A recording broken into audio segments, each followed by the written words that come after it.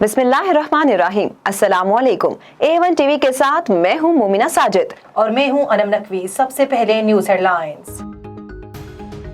तहरीक इंसाफ की दरखास्त पर सुप्रीम कोर्ट में समाअत जारी। तहरीक ने वकला के लिए वीडियो लिंक सहूलत की दरखास्त दायर कर दी। उधर PTI ने दोबारा इंतखाबी अमल के लिए 7 दिन का वक्त मांग लिया।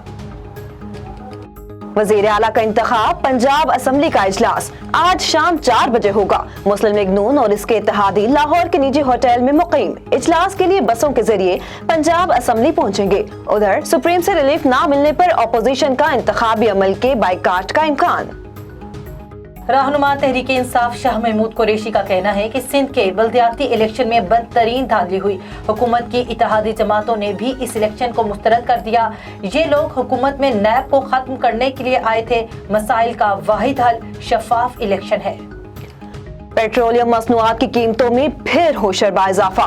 पेट्रोल 14 रुपए 85 पैसे महंगा, कीमत 284 रुपए 74 पैसे हो गई। डीजल की कीमत 13 रुपए 23 पैसे इजाफे से 276 रुपए 54 पैसे हो गई, जबकि लाइट डीजल 18 रुपए 68 पैसे इजाफे से 226 रुपए 15 पैसे तक पहुंच गया। पेट्रोल पर 10, डीजल और मिट्टी के तेल पर 5-5 रुपए फी लीटर लीवी नाफिज।